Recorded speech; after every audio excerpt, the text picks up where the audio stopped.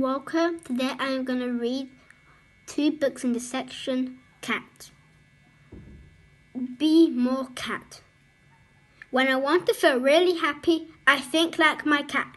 My cat leads what might appear to be a very simple life to you or me. But she leads the most exciting, dangerous and contented existence anyone could imagine. While you or I see a silver of sunlight cutting across the carpet, she sees a warm cloud perfect for sleeping.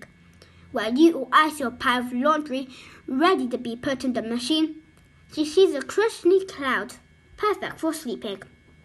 While you or I see a newspaper, she sees a crinkly cloud perfect for sleeping. But it is not all about sleeping. The life of a cat is full of responsibility. While you or I see that same pile of laundry now hung up to dry on the line, she sees ghosts and must use all her skill in claw climbing to slay. While you or I see a box, she's uncharted territory to be explored, conquered and sat in. While you or I see the friendly neighborhood stray, she sees a tiger who must be hissed and chased tail made as the raccoons. While you or I see geese flying in their perfect V pie in the sky, the tiny white and black cat sees dinner and leaps with all her might. So live your life with the self-belief of a tiny black and white cat, leaping with the conviction she can swat birds from the sky, slay ghosts and scare away tigers.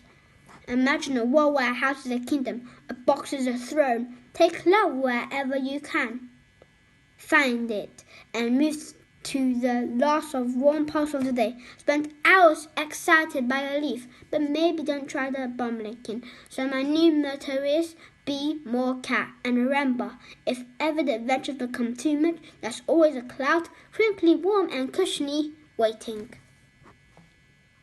The naughtiest cat I have ever known. I was only a child. I grew up in a flat with a single mum alone. I had friends at school, but life at home was quiet, solitary, isolated. All this changed when I was 11, because that's when we got a cat, the naughtiest cat I have ever known. He was a tiny kitten when we first met him, just a few weeks old. He was so small he can sit in the palm of your hand. His fur was entirely black, except for a single fleck on his chest. I called him Mon-ami. The names come from French. It means my friend. Mon-ami. That seemed the perfect name for this kitten, who soon became more than a friend to me. He was like a brother, the best little brother I can ever imagine. We lived in the 3rd floor flat, so Mon-ami had to be an indoor cat. He soon tore our furniture to shreds, and our carpets, and our curtains. He loved to climb those curtains. He would swarm up them to be very top as if they were trees, and sit there proudly, covering his domain. Or he'd swing wildly back and forth on them until my mum shouted him down.